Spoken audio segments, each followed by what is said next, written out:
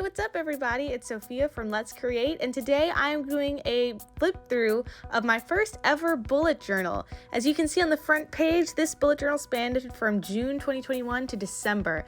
And here we go. So this is my index. My cover page had a little bit of a doodle for every theme that I did this month. This is my goals page and year in pixels, so I just documented my mood and my goals.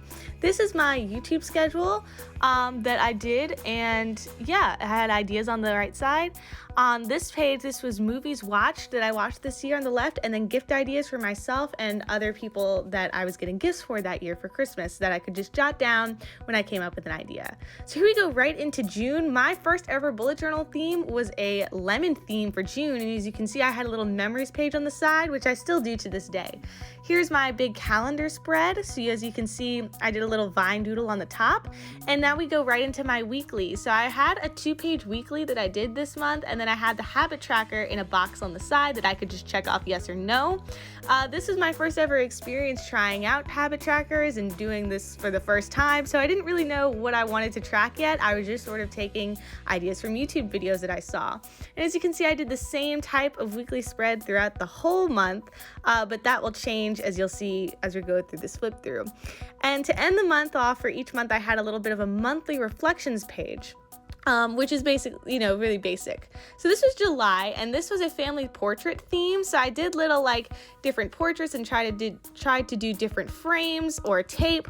This time I decided to move the habit tracker to the top, and instead of just doing a yes or no theme, I had different categories that I could either do yes, no, or track as steps.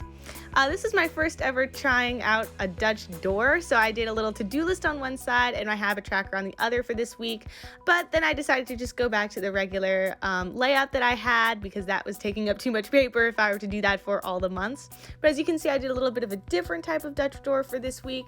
I did like how that turned out, but I don't think I ended up using it a lot in the future because I found another layout that I liked. So this was August, and I was going into college, my first semester of college this year, so I did my college theme, which was with the privateers. So we're kind of like pirates and the ocean theme because we're right on the ocean. So as you can see, I added a finance tracker on the left hand side, and I tried to do a step tracker having its own spread on the right. I had my college schedule here and then a master to-do list, which I really ended up liking because then I didn't have to do separate to-do list for every week. And this weekly, for this month, I tried out doing the to-do lists and different notes to write down on top of each box, but I didn't end up liking it. And as you can see here, I actually found a layout that I really liked where I had the daily to-do list on the left and then major tasks and events on the right that I could just write out for the week. And I had an extra page, so I did a little doodle of my freshman orientation symbol, which we called Fall Mambo. And as you can see, it's another monthly reflection as we go right into September, which I decided to do a fall leaves because I really didn't have any other ideas for a theme. This month I thought I was going to be super busy, but we ended up having a huge hurricane, Hurricane Ida, hit, which caused us to have to relocate for about a week. So a lot of the spreads that I set up here weren't finished. So you can see my finance tracker I didn't even touch this month because I wasn't spending any money. Here we have that same layout again that I really ended up liking and I use a lot in this bullet journal specifically.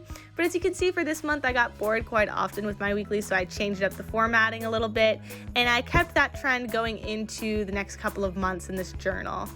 This is probably my favorite weekly that turned out from this month. I just really like the overhanging tree and just how connected it all feels.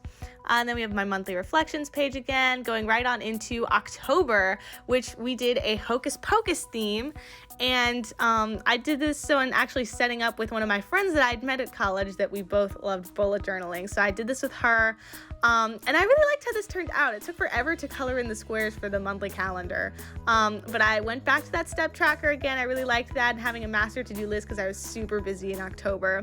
But I tried to do the candle from the movie. This one I tried to do different books, and I did that same Dutch door weekly to show off different pages in a book, like you're flipping a book, which I thought was kind of cool. And then I did the little witches pots for each of these with little lights of the different colors shining out. And for this one, I just did a regular box. I got kind of bored on that one.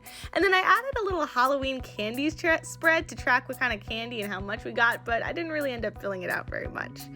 And then we go on to November, which was super big, popular at the time with Squid Game. So I decided to do a Squid Game theme And I used some cardstock, some neon yellow cardstock, to try and get the background and the tops for the calendar. I switched up my step counter just because I kind of wanted to know the exact number of steps I was doing, but I kept that master to-do list, and here we're on to the weeklies. So I did the little symbols, and I tried to, for each weekly spread out, do a different game symbolizing a different episode for each of the weeklies. But as you can start to see, I sort of got really busy at the end of the month and didn't end up coloring in this entire spread right here, this weekly. But I still kind of like how it turned out, and I think it would have been better with color though. And then this one's supposed to be the bridge game, which I don't think I did as well as I wanted it to turn out, but I still really liked how it turned out overall over the month. And finally, we hit December. I didn't end up filling in the memories tracker for this month because I'd ended up actually getting a new bullet journal for Christmas, so I was kind of focused on setting that up and super excited about that. But we still did put a lot of effort into December. I colored in the boxes like that. I did the step tracker in the shape of an ornament, which kind of came out a little wonky. And this month I decided to do a doodle challenge, so every day I went with different prompts. I really liked the cards one. I think that one turned out the best in terms of all the doodles, but I had a lot of fun doing that. And I think that maybe I should bring that back now that I'm looking back at this and everything. This one, I did a couple of different weekly spreads. I had some present boxes. I didn't end up filling in a lot of the pages as much as I'd wanted to. Got a little overwhelmed, but I still managed to fill out the weeklies for the rest of the days.